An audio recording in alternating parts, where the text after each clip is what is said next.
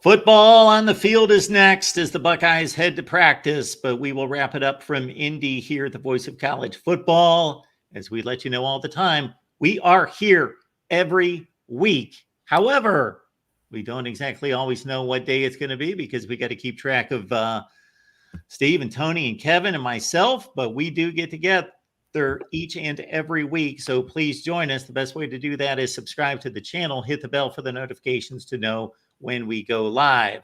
Big Ten Media Days expanded edition with 4 coming in from the West Coast. That was interesting to take in as well. We got Steve Hellwagon here, of course, from Bucknuts 247 Sports. Steve, you made it back from Indy. Yes, I did. All safe and sound. Well, good to see you and good to hear from you. As you mentioned to me, and I heard firsthand on the Big Ten Network broadcast, you asked Tony Petiti about the Michigan investigation and what kind of progress has been made there.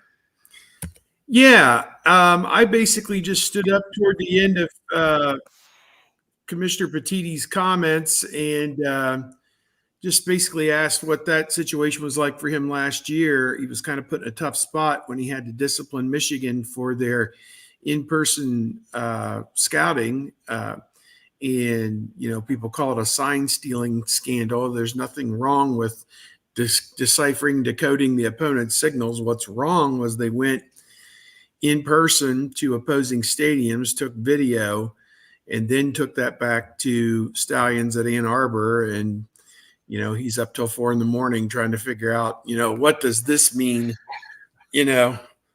And, you know, when 3 people are making signals on the sideline, what is Ohio State's system that the players, you know, have to read and react to? And, you know, he cracked the code for that and any number of other opponents. And they stole third down stops and stole touchdowns as a result of it. So, you know, basically stole victories. So, you know, the Michigan people on here can say all they want, but that's anybody who understands the game of football knows exactly what they did.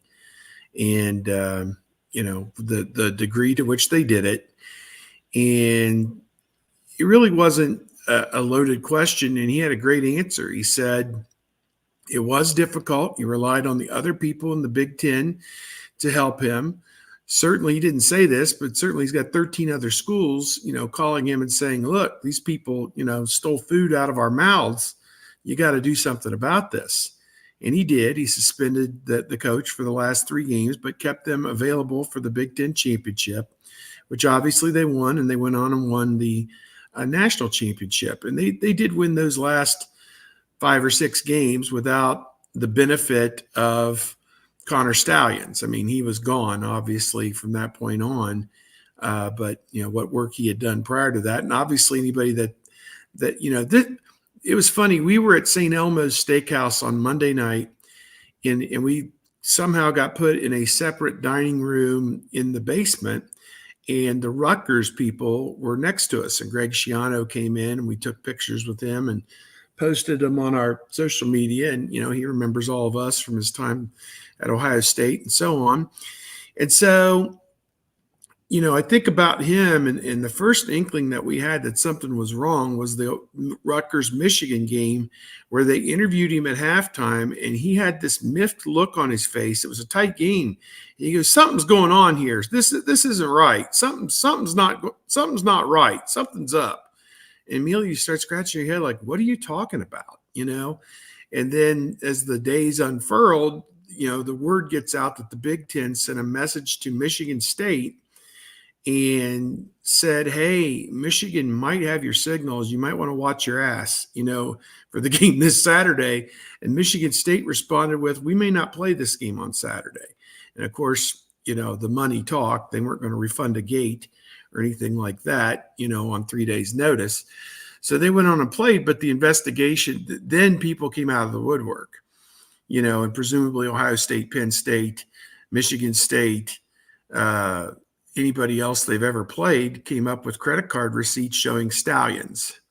You know, this guy bought seats at our stadium. We've got the receipts. Here you go, New York Times. Here you go, ESPN. Here you go, Pete the Mill. Here you go, whoever. you can have them, whoever broke this thing. And, the cat got out of the bag basically at that point, and it became a runaway downhill avalanche. So, that was kind of the beginning of it. And, we're still waiting for the NCAA. That was the other question I had for the commissioner.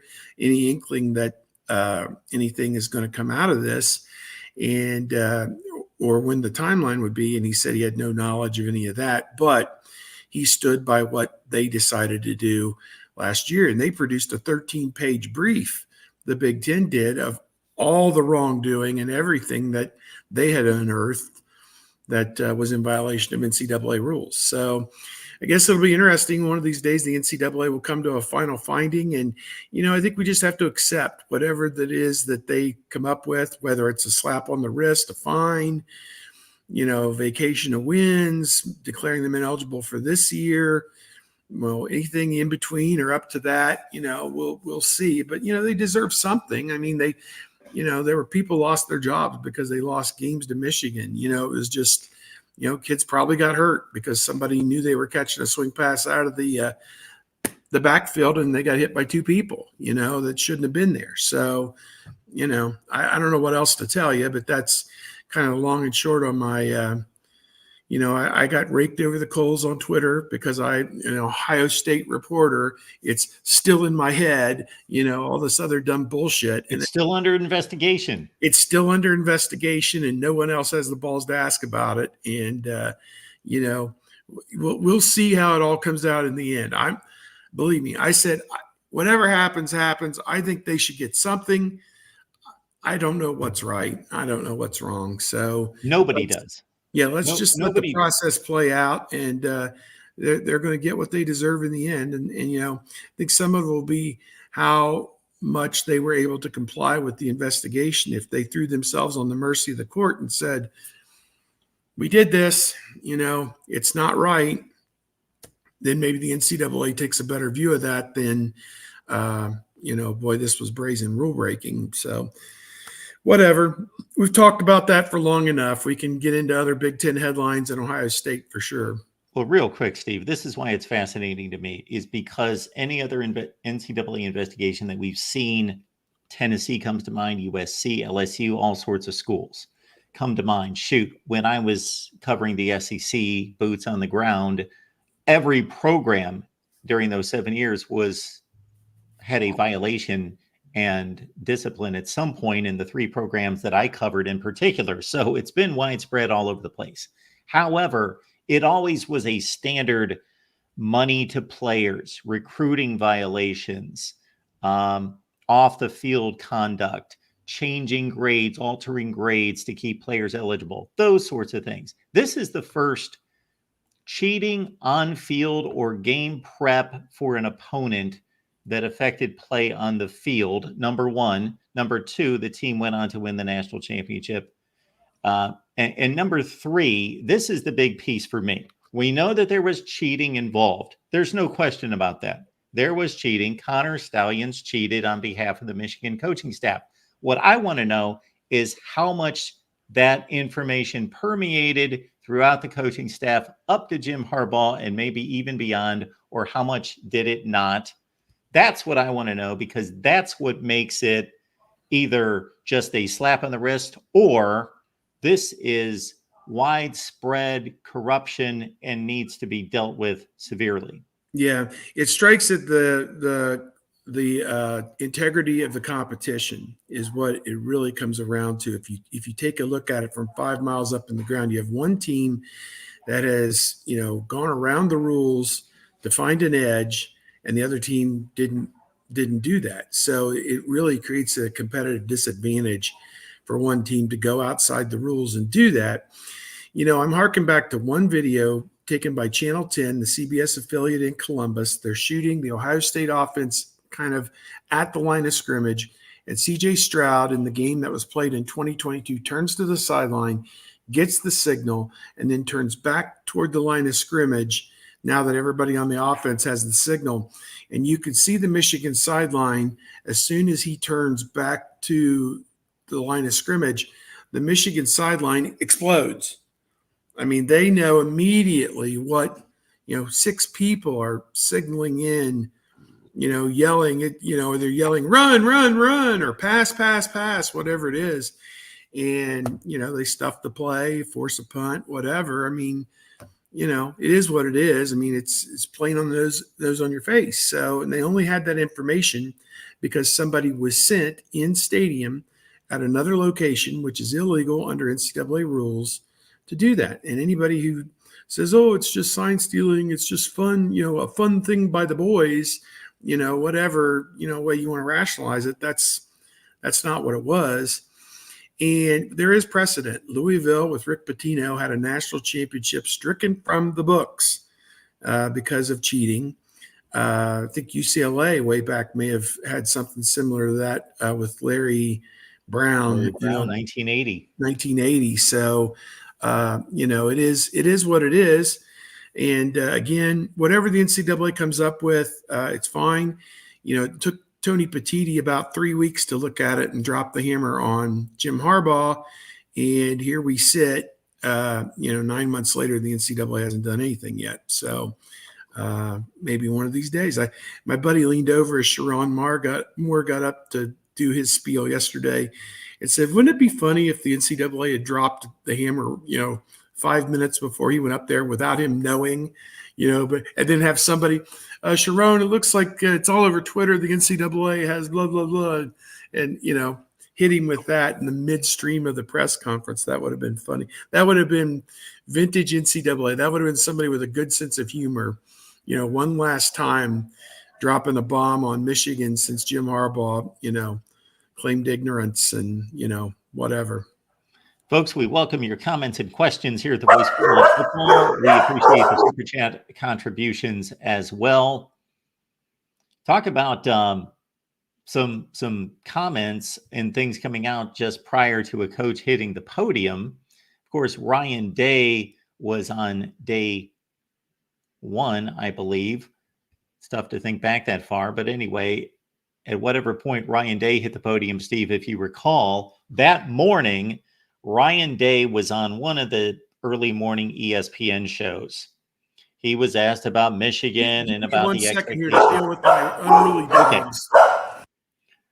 So I will set up the rest of the conversation here. So Ryan Day's on one of the ESPN morning shows.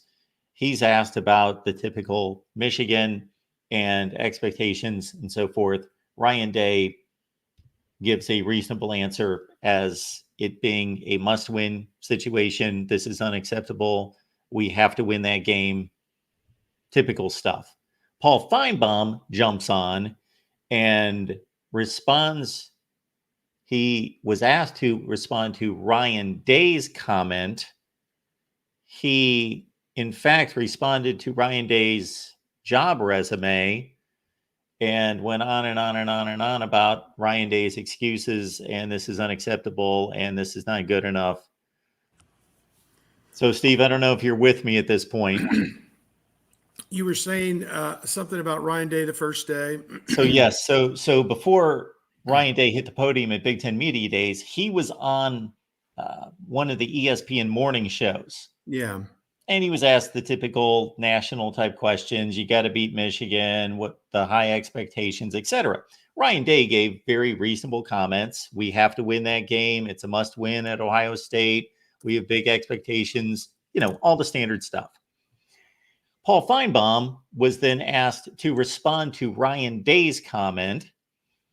Paul Finebaum proceeded not to respond to Day's comment, but just to rake him over the coals that he has this glossy record, but he doesn't win any big games and he can't beat Michigan and blah, blah, blah. And I'm thinking, okay, what Ryan Day had to say was extremely reasonable in terms of this is the biggest game of the year. We know at Ohio State, we have to win this game. We have to win every game. We have to win national championships. That's what we're here to do. We've fallen short. It's unacceptable. He was completely accountable. Finebaum rakes him over the coals. Ryan Day can't do anything about any of these things right now in July. So Finebaum's ripping Ryan Day for, he's making excuses and why doesn't he do something about this? And he's got to beat Michigan. Well, he can't beat Michigan today. He can't do that. He can't correct. He can't do anything about the last 3 years today. Yeah, I it's weird. I don't know why. I think Paul Finebaum's thing is just say something, that I had a columnist that worked for the Cleveland Plain Dealer. He and his buddy that worked for the Minneapolis Star Tribune, they would get together, and one of their lines was, if you can't figure out what to say, just rip them. And, that's, I don't know, that to me kind of sounds like what happened here is that Day was just being kind of realistic that, yeah, we got to do better. I mean, what else do you want somebody to say? I mean, they take it seriously. They've tried to address whatever issues they thought were their shortcomings to the best of their ability. And that's all you can do in a situation as a coach. I mean, I lived through the Cooper years where they were 10-2-1 or whatever it was against Michigan. And, believe me, they showed up every year trying to win that game. They just never could. And here's Ryan Day. He's won 88% of his games. He's 56-8, gone 11-2, 3 straight years. They've beaten everybody else, but the three of the 6 losses are to Michigan, and one to Missouri, one to Georgia. They're in the playoff, and another one regular season to Oregon. So those are the 6. Well, I guess there'd be 8 losses in there. Clemson in the playoff as well. Alabama national championship. Alabama national championship, blotted from my memory. So there you go. So they haven't lost to rum-dum teams. I don't think you'd qualify many or any of those as upsets. Given the tenor of the day. I think Oregon and Ohio State was somewhat of an upset. Ohio State was probably a 10-point favorite that day, but Oregon just came in and whacked them pretty good. So, people ask me, is he on the hot seat if he loses to Michigan? I'm like, well, he's got probably a $50 million buyout after this season. They have the number 1 recruiting class in the country. I don't foresee them losing to Michigan this season. I just don't even know how that would be possible with the game in Columbus and Michigan only having 4 starters returning and Ohio State having all these seniors who are playing and all of them burning for a chance to beat Michigan. Ohio State would have to commit 3 turnovers and really help them out probably to allow something like that to happen. We'll see how the season unfolds for both teams. Maybe Michigan's the undefeated team and Ohio State's the 3-loss team. Who the heck knows? But it doesn't seem likely to me. I think the roles are going to be reversed. So to me, the criticism is unwarranted. I don't know, again, what else is the guy supposed to do? He's had his team in position to win national championships almost every year he's been there. And, for whatever reason, they haven't gotten over that hump. And obviously, they lost 2 semifinals in controversial fashion, one to Clemson and one to Georgia, and then got whacked pretty bad by Alabama in the one national championship game they've been to. I mean, he's had a pretty good run in 5 years, and, I think people are asked to see what happens the next 5. Absolutely. That's how I see it as well. Absolutely. I hear from time to time various people conjecture about there being a culture problem at Ohio State, or that last year's team, there was a culture problem. And my conclusion, Steve, is that if a team comes within 30 or 35 yards, one completion of winning all of its games and being the number 1 seed in the playoffs, which of course they would have been had they completed one more pass against Michigan, they would have been the number 1 seed in the college football playoff, undefeated. That if they're that close to being a national championship contender and playing in the playoffs as the number 1 seed, and they've got a culture problem, then they must have a hell of a team. They must be super talented. They must be better than everybody else if they can have a culture problem and come within 35 yards of being the number 1 seed at undefeated in the playoffs. Yeah, the whole thing is kind of staggering when you think about it. Even simpler than that, if coming off the end zone in the early portion of the game, if McCord doesn't throw a pick there and Michigan punches that in, I mean, that's a 7-point, play right there that the offense gave them. So, it just, it was I will give Michigan full credit. I mean, the game at Ann Arbor, they out-toughed Ohio State and, ran the football extremely well. The game in Columbus got away from Ohio State in the third and fourth quarter. It was a close game, and Michigan made all the plays, just a ton of big plays, obviously, and swarmed Ohio State under. And again, last year they ran the ball effectively. The team that runs the ball more effectively is going to win that game, almost 99 times out of 100. So there have been a few exceptions over the years, but it's very, very few and far between. So to me, that's when Ryan Day, as he talks about it, he goes, I'm not going to get into specific issues, but we have tried to deal with what we think the root causes are and correct those in the offseason program through recruiting and, adding transfers and, anything they can do to upgrade the Ohio State football program, they've done it. So I think you have to give them credit for, recognizing, hey, there are a few things that we do really well, and we're going to continue to accentuate those positives and eliminate the negatives and work on those negatives that have held them back. He doesn't like to talk about, the specifics of that. But, I mean, it's obvious. You got to stop the run. You got to establish the run. You got to protect the quarterback. Those are kind of the three things that really they haven't done in any of the last three games against the University of Michigan. And they've got to get back to doing all of that this season. It's not just against Michigan. They're going to have to do that when they go on the road at Oregon. If they can go out there and establish the run and take the crowd out of the game with a ball control type offense that's efficient, puts the ball in the end zone, going into the really tough place to play, Autzen Stadium, is not going to seem quite as difficult. So to me, I think that, the proof will be in the pudding. We won't know for a few weeks. Obviously, they play Akron, Western Michigan, Marshall, at Michigan State. It's kind of a soft launch to the season. Then back home with Iowa, and then at Oregon. That weeks 5 and 6 are where the rubber really begins to hit the road for Ohio State this coming season. So, and then they'll get a bye week after that, and then play the last 6 weeks in a row. So, to me, that's where we're going to really find out what this team's made of. What were your impressions of whether it be Ryan Day or the three players at Big Ten Media Days? Because they seem to be very much on point. And I'm not saying that they didn't individually speak for themselves, meaning Jack Sawyer, Emeka Egbuka, and Denzel Burke, especially Denzel Burke, an extremely confident individual. I'm the number one cornerback in the country. We're not just going to win a national championship. We're going to dominate people every week. Very interesting contradiction in the soft-spokenness of Denzel Burke, but the vibrato that's stated when it comes out of his mouth. But they all seem to be on point as to why they came back, and that's to win it all. Yeah, that was a recurring message, I think, from Jack Sawyer, Emeka Egbuka, and Denzel Burke. And Denzel Burke was, I didn't come back for any BS, none of this messing around stuff.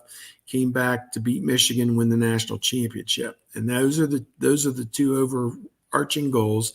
I want to win the Big Ten as well. Obviously, that's something that Ohio State needs to do on a regular basis. But, Ohio State was starting to kind of reel Michigan in terms of Big Tens and also head-to-head wins. But Michigan 3 in a row is kind of widen that gap back out again as the best in the Big Ten historically, I guess we'll put it that way.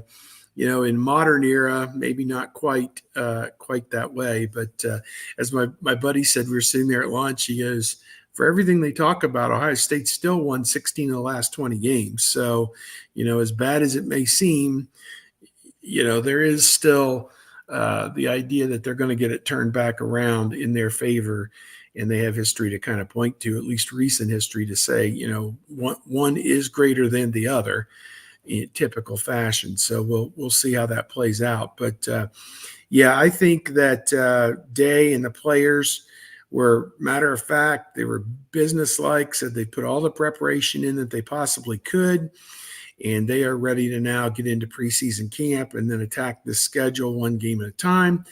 And I think that Jack Sawyer outlined how he was probably the first fourth-year senior who decided to come back and pass up the draft, and then he tried to lobby as many of his classmates as possible. They were the number 2 recruiting class in the country in 2021. Feel like they've let down Buckeye Nation because they haven't beaten Michigan, haven't won the Big Ten, haven't won a national championship, and believe that they have unfinished business. Emeka Buka, it sounds like he is healthy, and that is a bad thing, I think, for the Big Ten because he dealt with an ankle injury last year that kind of limited his effectiveness and limited his availability at times. And certainly Marvin Harrison Jr. is gone. Julian Fleming, the other starter, is gone. He'll be playing at Penn State this year, back in his home state of Pennsylvania. And now Emeka Buka needs to bring along the young receivers, Carnell Tate, Brandon Ennis, and certainly the true freshman, Jeremiah Smith. It sounds like Jeremiah Smith is going to be the clear number 2 guy going into the start of the season. So that was kind of some of the upshot I think we got from those players. And then talking to Denzel Burke, as you said, he is sold on how good the defense can be. I think that there was a time back in the spring when somebody asked him about Will Howard, and he was like, I haven't really seen it yet out of the quarterback on the other side of the ball, the guy coming in from Kansas State. And he said during the summer and everything else, he says, I'm starting to see a little bit of the dog in him. So he's coming around a little bit on Will Howard. I thought that was good. And obviously he is high on the rest of his secondary mates when you're talking about Hancock and Davison Igbinosun at the corners, Lathan Ransom, and the Alabama transfer, Caleb Downs at safety, Malik Hartford also there at safety. So Jermaine Matthews, another option at corner. So you got a lot of great things happening in the secondary. Some people think it's the best secondary Ohio State's had in a few years. And boy, what would that mean? If you get the pass rush up front, the coverage on the back, going to be hard for teams to move the football. Our guy Ferris has a question here dealing with the game. Do you think that the game is just a game now? It will never be all or nothing again. I would rather get further in the playoffs than Ohio State than win the game personally. Yeah, I think there's a dividing line on Ohio State fans, probably around the age of 35 or 40, that I think people above that age are kind of like, Michigan is still the end-all, be-all, and you need to win that one game, and then whatever else happens, we'll be okay with it. And those people come from a time and a place where, you know, winning that game, winning the Big Ten and going to the Rose Bowl was the end-all, be-all. Well, since, you know, the late 1900s, early 2000s, that really hasn't been the destination or the goal for these seasons. You want to end up in whatever was designated as the national championship game. And I think fans under the age of 40 are probably living in more of a modern time with the professionalization of college football. And I don't mean paying the players. I mean having a designated national championship game, or now in the last decade, a 14 playoff. That was the holy grail of this sport, was to get into that Final Four and play for the national championship. And on that day, when the semifinals are held, you know, typically there aren't any other games against those games on television. Everything is kind of focused to those two games, the semifinals, and the sport kind of stops. And last year's semifinals were nothing short of spectacular. You know, when you see, you know, Washington and Texas, and then Alabama and Michigan, two amazing football games. And then you get into the national championship game, you know, with Washington and Michigan. And it, you know, those are major events, and that's what you're aspiring to be a part of. So I think the old school fans want them to still beat Michigan. I think the young school fans would love that, but at the same time would prefer to win that national championship or go deep in the playoff or whatever it is. And, you know, I'm sure there's some of both that feel the other way, but the potential now is that you could play with no divisions in the Big Ten. You could play Ohio State, Michigan, the regular season finale, and come back 7 days later in Indianapolis, which is going to host the championship game for the next 4 seasons through 2028, which is just the most outstanding news in the world, I think, for Big Ten purists, that game hasn't been moved to the West Coast as of yet. I think SoFi Stadium and maybe whatever the one in Vegas is Alliance, I don't know, whatever it is out there. Those 2 stadiums may put in a bid for this thing at some point, but it's possible that Ohio State, Michigan could play again, and then it's possible they could play again in the playoff potentially 3 times in 1 year would be something just craziness. I mean, we've seen Georgia and Alabama be rematched in different things, and Alabama and Florida in different years, and Alabama LSU were rematched certainly in a championship game. So, we have seen it. And sometimes the team that wins the first one doesn't win the second one. So I look at it that the game is still very important. I think it is bragging rights, obviously, as we see people come on this chat to spew their Michigan hate and the message board chatter and the talk radio chatter. And, you see that, people, I'll say this, Michigan winning 3 times in a row over Ohio State. There are more people sporting Michigan garb in Ohio than I've ever seen, going back 20 years, because they're not embarrassed to go out in public wearing it now, since their teams had the upper hand 3 years in a row. You didn't see it for about a decade there. And now it's starting to sprout up here and there again. Bumper stickers, flying the flags, all this stuff. You're seeing more and more of it. It reminds me of being in high school, because when I was in high school and Michigan was winning those games, there seemed to be a lot of Michigan fans around, but they then disappeared. The thing I'll say about this game and the possibility of 2 games in a season or 3 games in a season is, I think it's initially going to increase the fervor in this rivalry, if that's possible. That we've had a Big Ten championship game for 13 or 14 years. For these 2 to play in the Big Ten championship game, I think will excite people as being a novelty, because it's never happened before. Definitely. And then certainly in the playoffs, because that is winner take all. It's do or die. You've got to win that go game. Home. Yeah. But if this happens over and over, not like they're going to meet 3 times every season, there's too many good teams out there. But if this happens on a fairly regular basis, where they play 3 times in one season, then let's say they play once, and they play once, and then they play twice a couple of years later, and then they play 3 times some other time.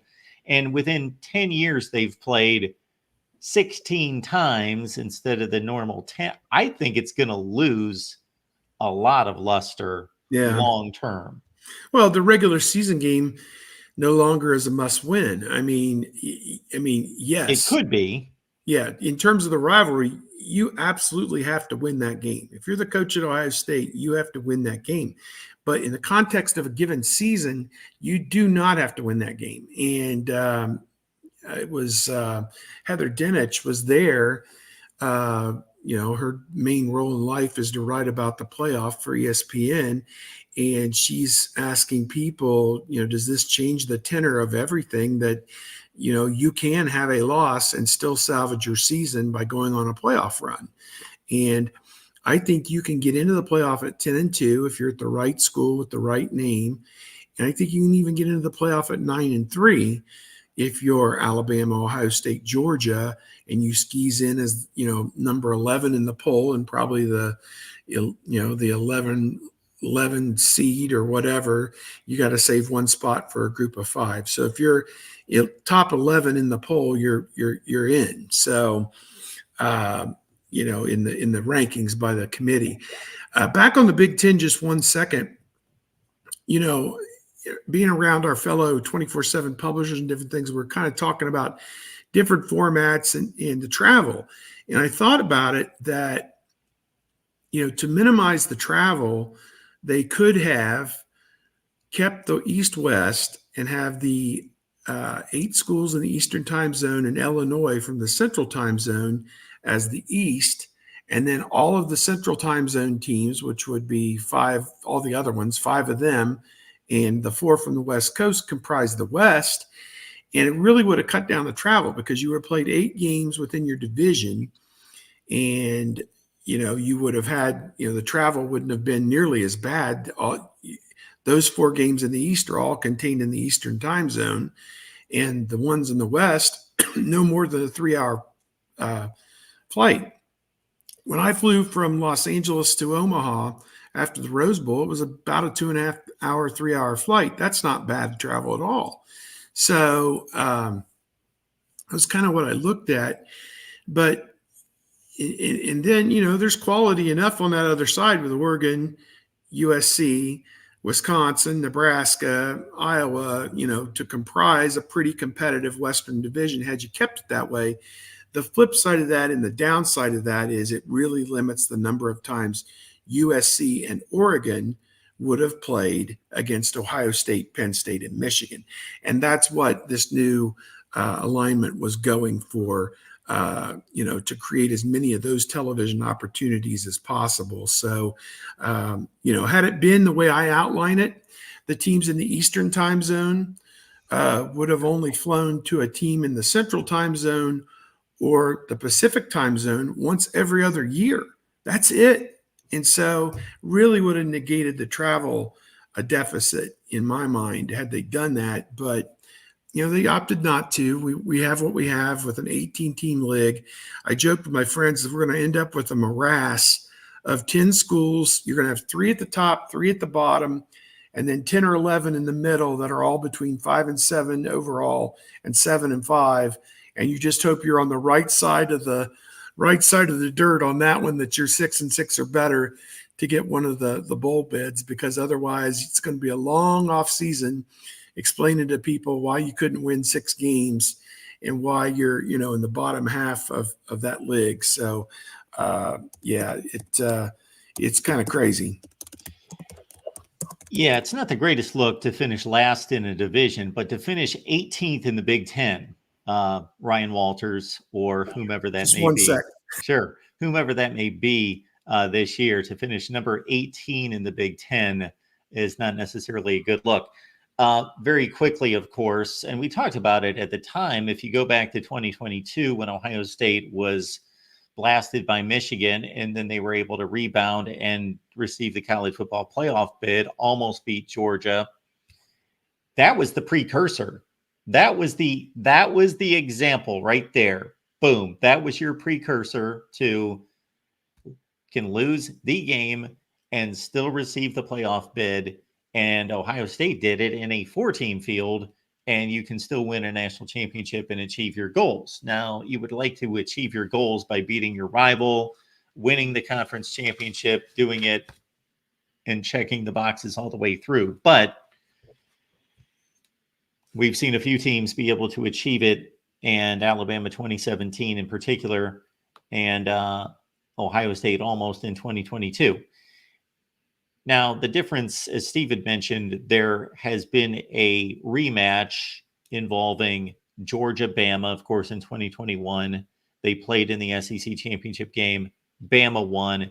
Georgia got the rematch in the national championship game. And then you had the 2011 LSU win in overtime at Bama, and you had the Bama national championship shutout of LSU. So the team that lost the first matchup won the second matchup. The only difference in those situations. So, Steve, I was going back to what you said about I was Georgia listening. rematch, LSU, Bama rematch. The only difference there was that those games were removed in terms of timing. That you didn't have this Ohio State, Michigan play the last weekend of the season. Then they turn around and 7 days later, they're just moving the site to Indianapolis and playing again. That just makes it kind of odd. We've seen that in the NFL playoffs a couple times, but not of a game of this magnitude. So it's just a little bit different. Hey, I got one quick thing I'll throw in. Sure. Actually, 3 quick things I'll throw in. Ohio State is starting practice on August the 1st, which I think is next Thursday? Does that sound right? I think it is. Yes, Thursday. And they're actually selling tickets for $50 each, raising money for the NIL collective, and going to sell up to, I believe, 750 tickets per day. Plus, there's a luncheon with Coach Day on Thursday as well that they're selling tickets. So anybody within the sound of my voice who is interested in going to watch one of the first 4 days of practice can get a ticket for $50. Again, you don't think about the price tag to go watch them run around in jerseys and shorts and helmets. They're not even going to be wearing full pads. It's a donation for the NIL. So if you have the money and want to do that, you can get up close and personal with the team in one of those first 4 practices. So it is an opportunity to get back to give back to the program and also check things out that first 4 days. And you'll be able to see a little bit. You'll be able to see the quarterbacks, throwing the football around and different things. So that's one. 2, yesterday, the marching band announced that Archie Griffin, the 2-time Heisman Trophy winner, is going to dot the I in Script, Ohio. And that's something that's only been reserved for a few luminaries like Bob Hope, Jack Nicklaus, Woody Hayes, John and Annie Glenn, and the former band director John Walters as well, who was there forever. Archie, beyond his playing days, 2 Heisman trophies, everybody knows about that. He spent 20 years in the athletic department as the right-hand man for a long time for Andy Geiger, just an outstanding resource there in the athletic department, and then a full decade with the Alumni Association, helping lead that organization. So he gave a lot of his life after football back to his university, and he's the greatest living Ohio State alum. I think most people would agree on that. So fitting honor for him. And the last thing, and in Indianapolis, one of Archie's former teammates, Chris Ward, who played for the Buckeyes in the 1970s, he is in the College Football Hall of Fame class this year. Finally, in 2024, like 50 years after he played, they're finally putting him in the College Football Hall of Fame, and well-deserving. He's been spent his life after football. He got into the ministry, wants to open a school in his hometown of Dayton, and just a really positive story there that I know a few of the reporters were talking to him. He showed up at one of the press conferences as well. So there's 3 more nuggets for you there, just different odds and ends surrounding Ohio State football. You can go to practice. If you go to the first game against Akron on August 31st, it's going to be a memorable moment as Archie Griffin will dot the I.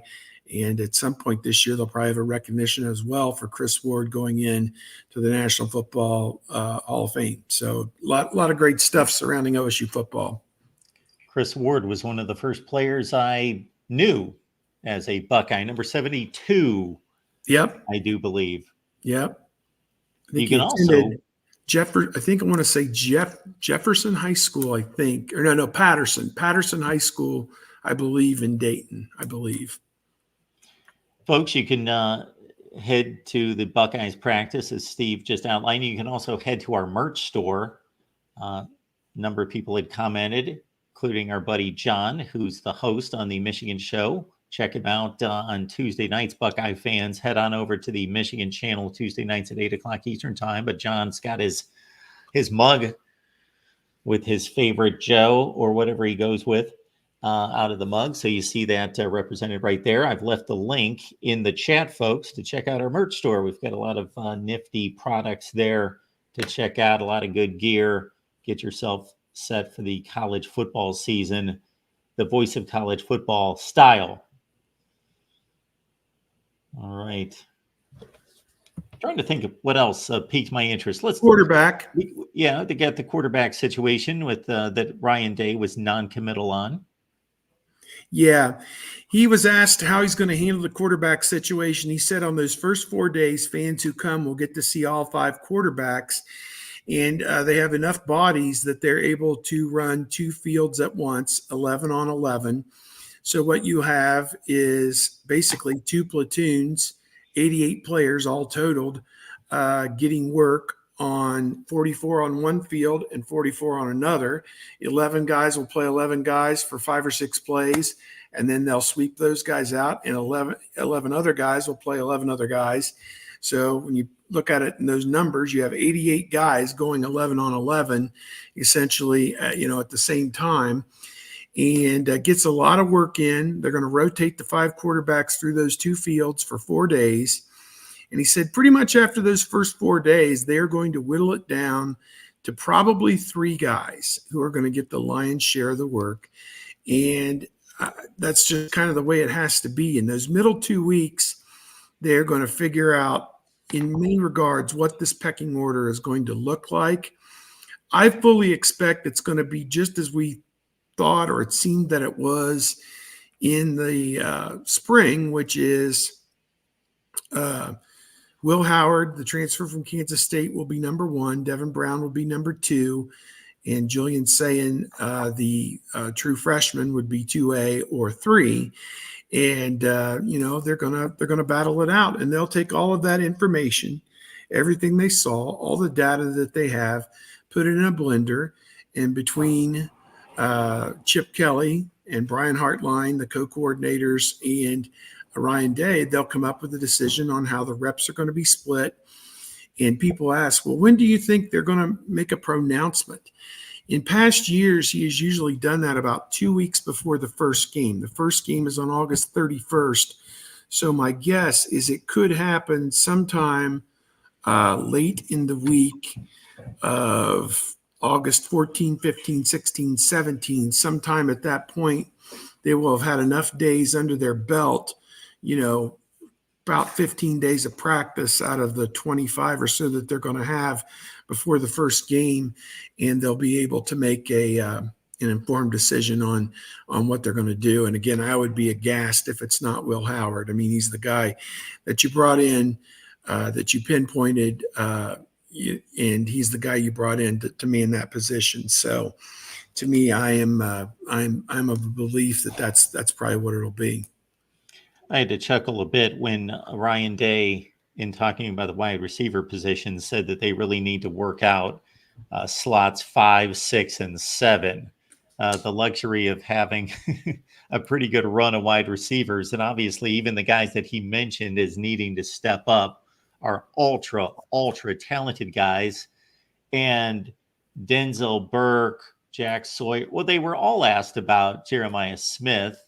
And I thought Jack Sawyer had the most interesting, or the most, just eye-popping comment, because his thought process was, this guy's the number 1 player in the country. I hope there's not too much pressure on him. I hope he just thinks, I can come in here and be comfortable. I don't have to prove anything. I can learn the first year. I can, do all those regular things that any true freshman does. But then he saw him on the field and he said, holy shit, this guy can play. He can play right now.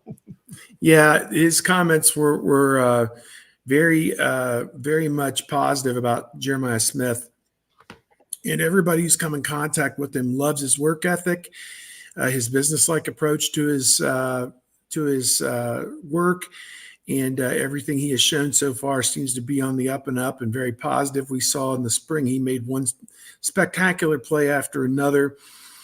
Coach Day was a little bit more reserved in his comments. He said he's never played a snap for us. I'm going to reserve comment until we get him in a live game, and then probably after that Akron game, he'll start to talk about roles and different things like that. But it definitely does seem to be shaking out that Emeka Egbuka will be at 1 wide receiver position, Jeremiah Smith at another, then Carnell Tate or Brandon Ennis possibly, at the third one. And then you get down beyond those first 4. As I kind of look at my roster, I see Jaden Ballard as a veteran guy who really needs to step it up this year. It's kind of like the moving sidewalk is ending. Please look down. Either you're going to make plays now or never. And so that's there for him. Bryson Rogers and Kojo Antwi are also on the roster. And, of course, they brought in another 5-star receiver from Fort Wayne, Indiana. He did not arrive until June, and that's Mylan Graham. He was a late enrollee in June. And it's kind of harder. It is a little bit harder, I think, for those guys that enroll in June that, didn't get that indoctrination in spring football into the offense to pick it up so quickly to where they can make inroads in the fall. But Mylan Graham has the talent, certainly, and we'll see if he can break into the two deep one way or the other. So they've got options. They got 4 or 5 guys who are burning, who've sat behind some pretty good players the last few years. And in the spring, to be honest with you, I thought Antwi and Bryson Rogers made all kinds of plays. So those guys, to my way of thinking, have positioned themselves to be ready if and when their number is called. And now we'll see as they get into it this fall how that's all going to shake out, wide receiver. But they've got options. I think the biggest question, or one of the big questions now is at running back. You only have 2 running backs with college experience when you're talking about Quinshon Judkins, the Ole Miss transfer, and Travion Henderson. You're relying on a couple of true freshmen to be the backups. And Ryan Day said those guys will have to play, James Peoples and Sam Williams-Dixon. And I thought they both did very well in the spring, given their lack of time in the program. I thought the little bit that they showed was very refreshing to see that those 2 young guys could be an answer playing for Carlos Laughlin, the new running backs coach. So, some storylines going in. Obviously, everyone's wrapped up on the offensive line, and Day kind of left it out there that, we know that Josh Simmons is the left tackle and that Donovan Jackson is the left guard, but he said Carson Hinsman and Seth McLaughlin, the Alabama transfer, are going to both play center and right guard during preseason camp, and they're going to figure out what alignment works best. Josh Fryer, they really seem to believe is their right tackle. He started there last year. He's had a great summer, according to Coach Day, and that's the guy they're pinpointing for that position. Tegra Shabola and Luke Montgomery also in the mix at right guard as well. So you got 4 candidates at right guard, 2 candidates at center, and let the games begin. It's kind of the fun of it. And as I said, for most of the preseason, probably until they whittle it down to 2 deep and scout team, that type of thing. And 2 deep is a nebulous thing. It's kind of a 2.5 deep. They'll have, 2 guys at some positions that they trust and 3 guys at some positions that they trust who will also play, and then scout team people beyond that. And until they get to that point, you're going to see a lot of combinations on the offensive line. So if you go to one of those first 4 practices and you see something that doesn't necessarily, why is a freshman on the same line with Josh Simmons? That doesn't really mean a whole lot in those first 4 days. They're not putting the first team line out there, especially since they're not wearing pads. They're snapping the ball, and the offensive linemen are taking a step and going like this. They're not driving off the ball to bury a defensive lineman because they're not wearing pads. So, it's more of get your footwork right. If this blocking scheme is called on the tape, they want to see that you took the 4 steps that you needed to take to execute that blocking scheme that was called on that particular play. And, that's because so then when the bullets are actually flying, what you're supposed to do and you can do it. So I hope that for anybody who's going or sees the tapes of the early practices, there'll be some things happen that you'll be like, he's on the first team now. Well, they're not really worried about that the first 4 days. They'll lock in on that after that. All right, Steve, I believe we've done enough damage. We want to let everyone know that if you'd like to partner with us here at the Voice of College Football, meaning whether that's a personal brand or a business opportunity, please contact me at MarkRogersTV@gmail. What's going on at Bucknuts? Well, we were all over this thing with the Big Ten Media Days. If you want to go back and watch any of the video of the coaches and the players, all just, great press conferences everybody had. A lot of good questions, a lot of great answers and these kind of things. And then obviously this week we'll be all over practice. We presume we'll get to go those first 4 days and get some pictures, a little bit of video. They'll probably cut the video down after the stretching.